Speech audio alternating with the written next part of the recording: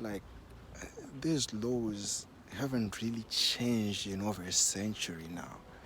You know, the Jim Crow laws seem to be applying even way after they were removed or amended, whichever the way that you want to put it. You know, the police force is still doing the same thing that it used to do to profile black people. Whenever there is a situation or there is a suspected act of criminality, there is always an issue when it comes to arresting people. Caucasians are treated differently to African Americans, which is very wrong. You don't have to treat people based on their skin. You don't have to discriminate. We have to be inclusive. If you profile me because I am African American or I'm African, whichever that way you want to put it, I don't think it's being fair. Is it because I just have a different skin from you, or that you think that because of my skin I look like a criminal? I didn't choose to have this skin. Neither did you choose to be. Did anybody choose to be white or Middle Eastern or Asian or European? We are born with these skins. But having a different skin from mine doesn't make you superior from me. Because I think we possess nearly the same amount, the same intellect.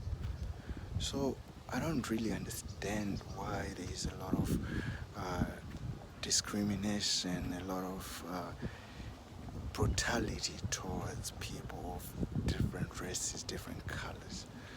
You know, our skin tells a story of where we are from.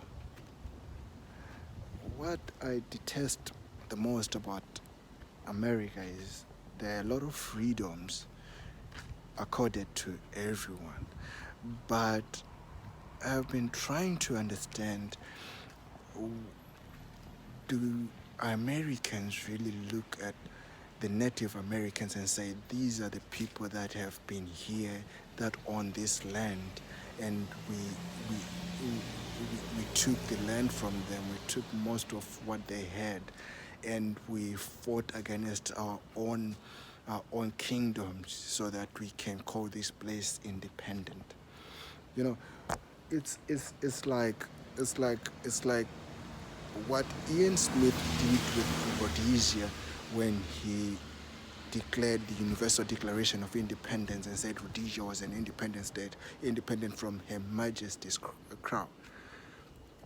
You know, and he had a lot of resistance from the British Kingdom, of course, and they chose to support the Zimbabwean, the rebel for the Zimbabwean liberation movements. Now, in America, it's different because a lot of different nationalities came together and they chose to make America their home, and then they chose to rebel against the crown. And then, in light of that, now you have Native Americans that do not really enjoy the freedoms of being American, yet it's their land. And to make matters worse, most African Americans were brought into America not because they wanted to be in America, but they were trafficked there to be slaves and laborers. And when they got their independence, they still were not independent because someone thought in their own wisdom that they don't deserve to be independent. Who decides who should be superior to who?